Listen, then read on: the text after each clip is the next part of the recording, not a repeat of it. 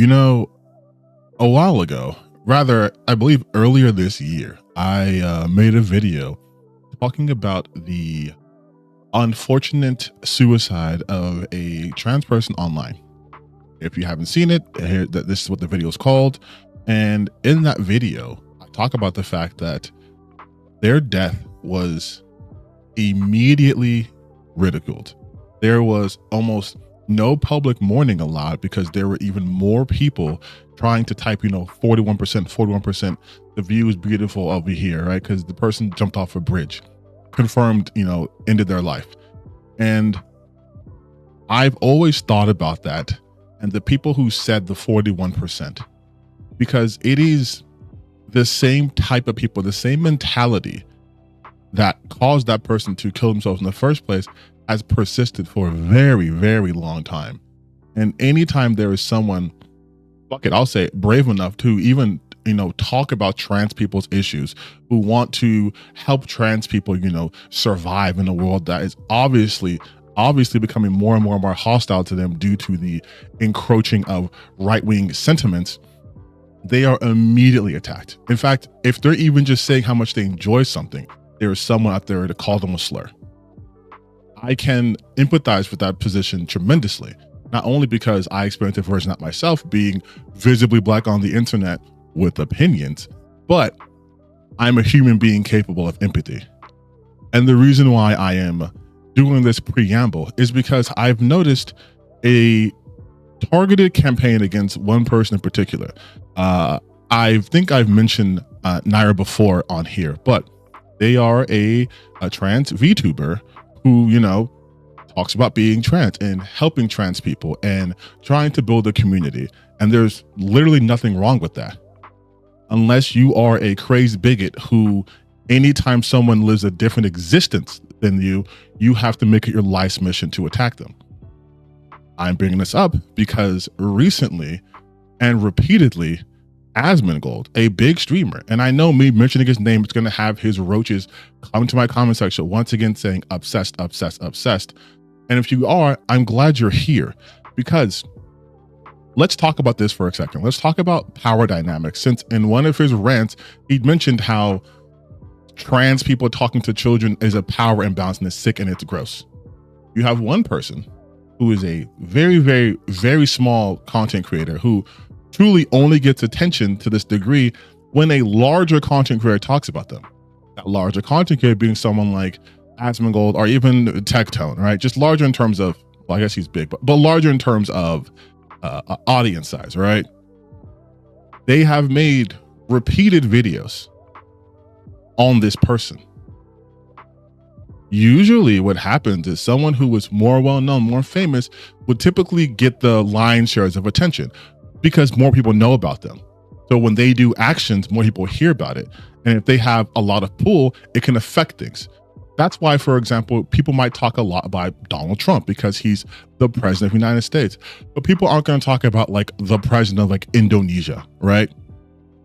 Not a lot of pull on the world stage, not a lot of pull in terms of the day-to-day actions of the world. Unfortunately, America kind of does affect the whole world. That's just what happens. It makes sense.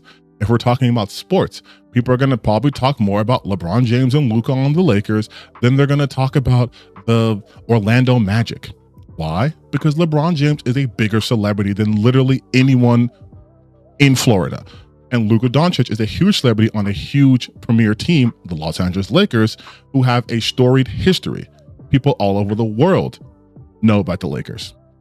So they're going to get more attention. I mention that because for some reason, people believe that if you talk about a creator who's bigger than you, you're not allowed to do that. But they, the bigger creator, can talk about anyone and face zero consequence. No one's allowed to talk about him. If you talk about him, you're clout chasing, you're awful, you're bad, you want this for attention, insert excuse, etc., etc., etc. So now that's out of the way, right? You have a content creator who apparently making it their mission to just focus on one trans creator, misconstrue everything that they say, and send hordes of abuse towards this person.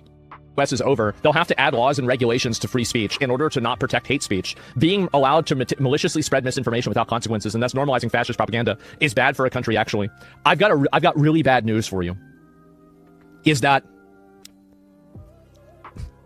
what do you think happens whenever people like me, or people that are more extreme than me, inevitably get control of the government? What do you think happens to all the people that were tweeting nonstop about trans kids? What happens to them? And now you can see why these people are so extreme. It's because I think on some very, very base level, they know their days are numbered. There is not any degree of activism, virtue signaling, crying, like victimhood that's going to save you. It's going to happen.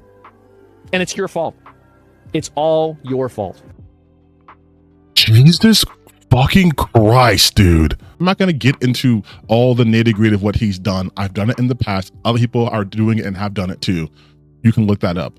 What I want to focus on here, though, is these are the people who will say they have such empathy, that they care about what's happening in the world. But in reality, they fucking don't.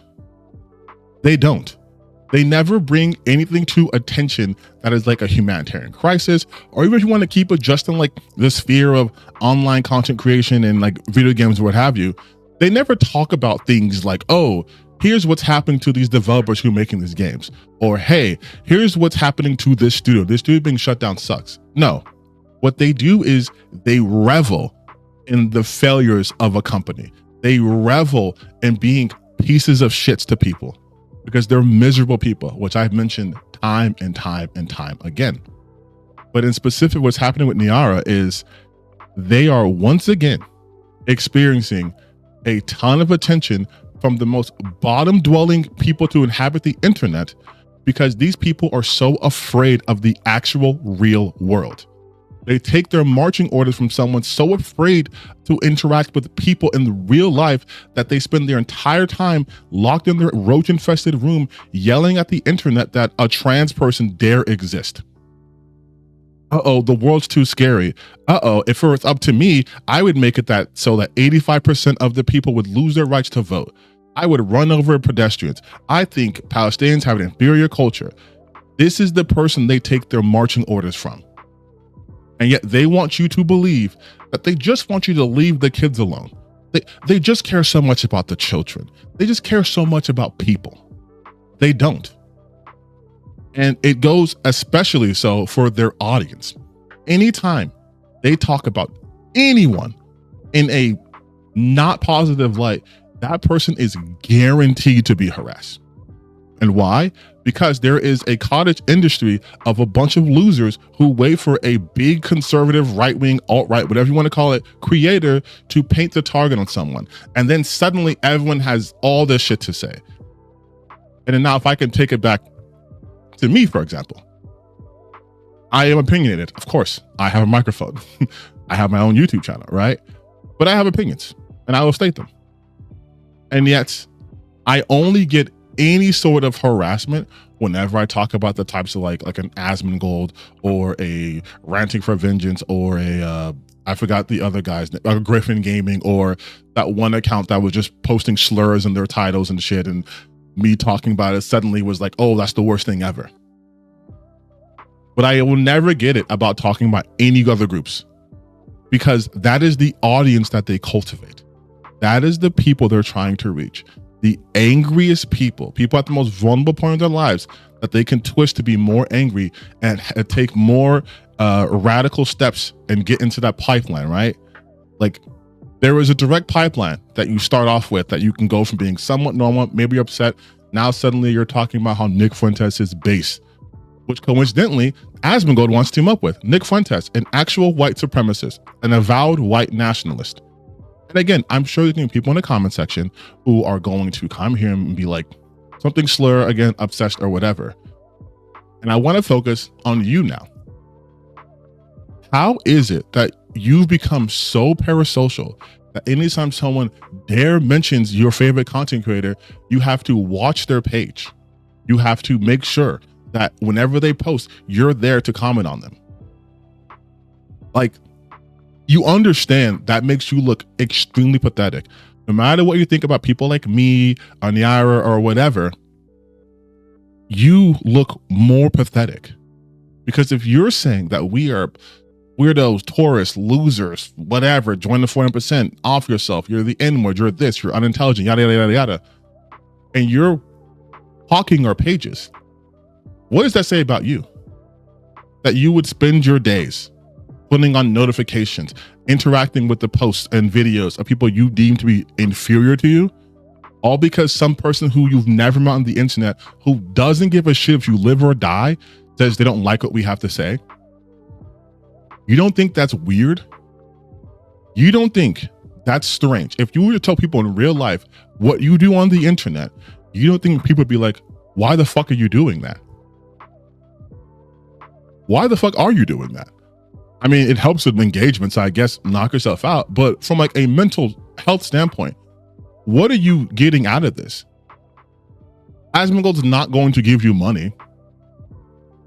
None of those people are going to give you money. They're not going to say you're the best person ever and go to your birthdays and say how cool you are and they want to hang out. Mostly because he doesn't leave his house. But again, these people don't care about you.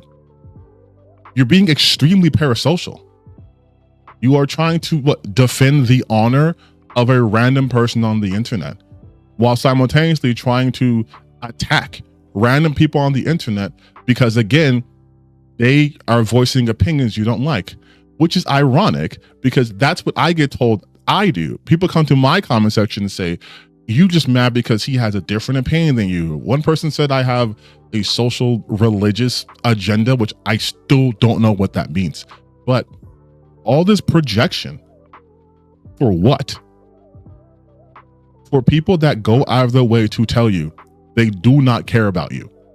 For people who go on the internet and stream for hours a day, mad at the world, mad that minorities exist, mad that people are speaking fucking Spanish in the world, mad that trans people exist, just mad at the world. And these are the people you want to emulate. You want their worldview to dominate. Why? What does that get you? Like, what does that get you? You're just gonna be mad? It's insane to me. It's also insane to me how people start to create these fictions.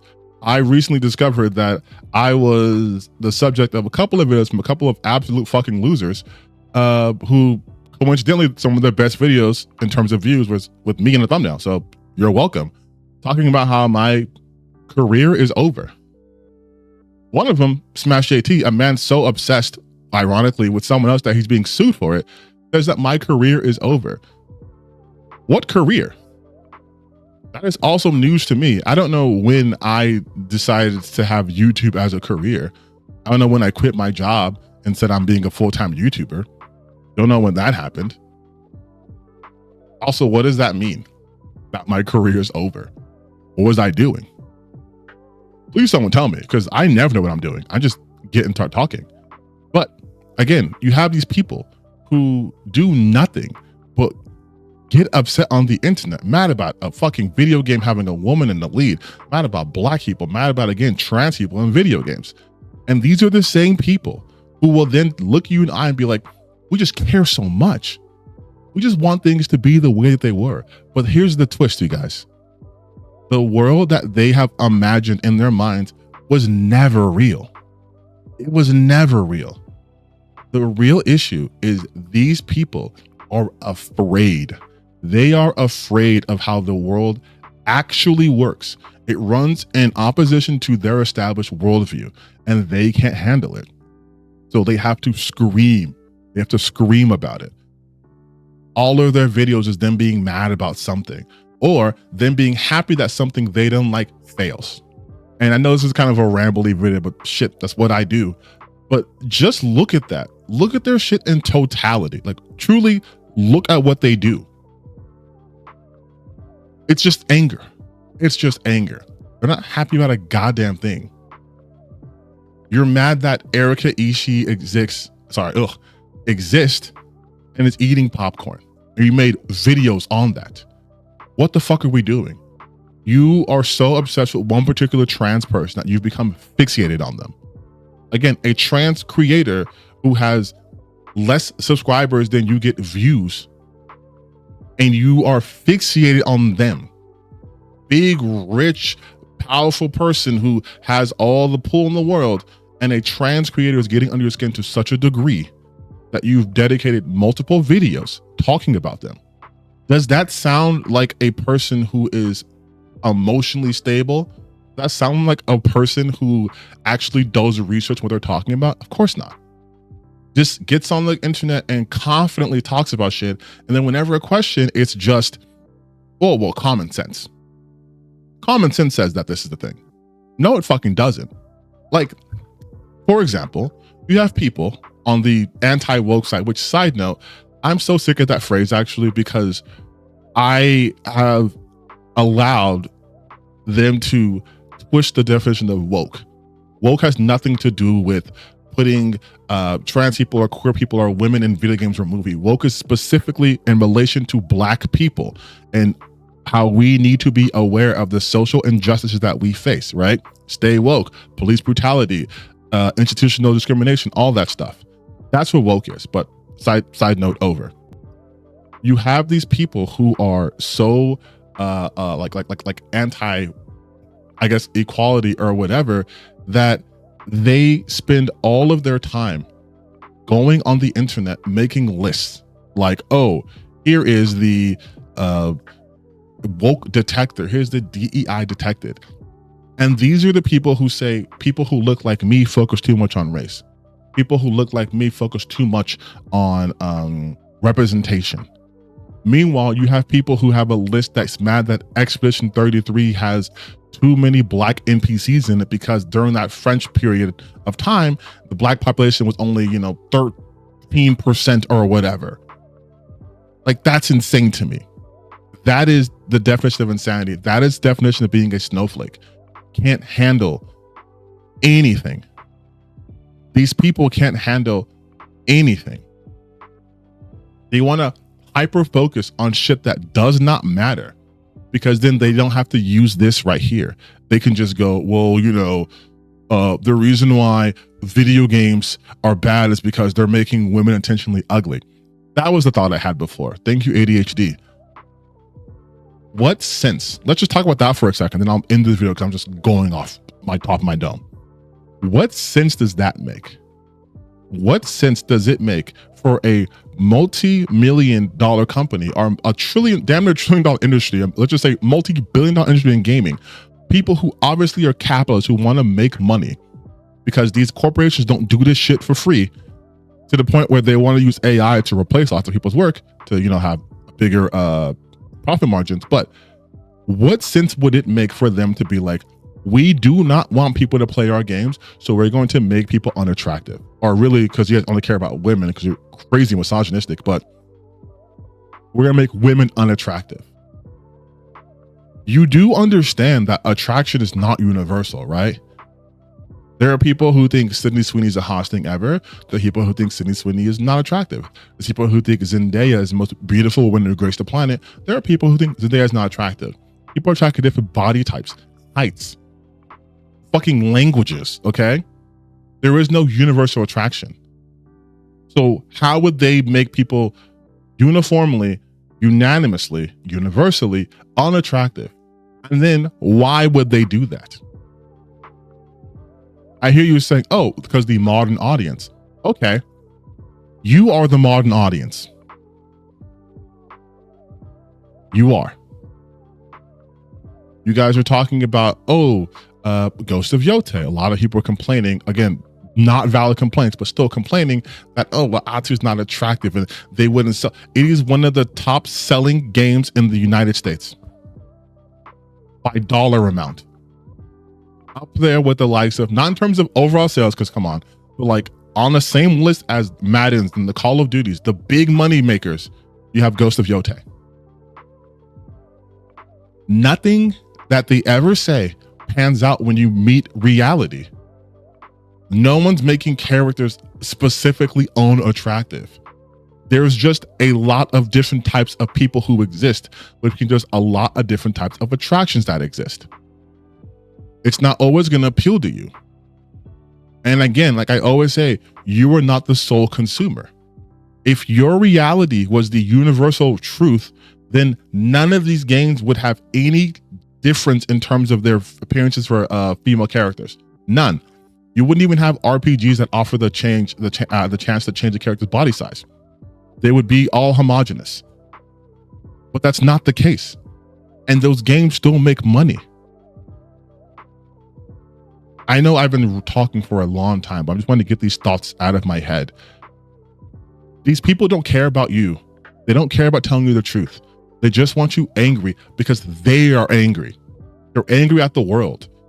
For some whatever perceived slight, they are angry at the world. And they want to take that anger on everyone. They want to hyper focus on one trans creator. They want to go after studios because you guys put too much DEI and wokeness. That's why the game is bad. They want to be mad at so many people because they're just angry. Look at the content that they put out. Where is the joy?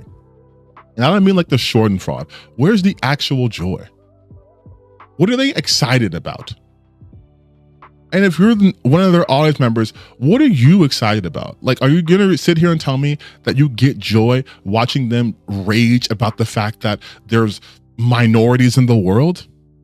Like, that's what makes you happy? What happened to you just want good games? Or you just want good movies or good TV shows? Was that bullshit? Is it now just, actually, I prefer if they just go after minorities. I just want people to go after minorities. I love that content so much. Like, what are we doing, man? Okay, I know this is a long video. I'm sorry. I'm just ranting. I'm sorry. I will stop it. And I will have a more focused video next time. But I just had to get this off my chest.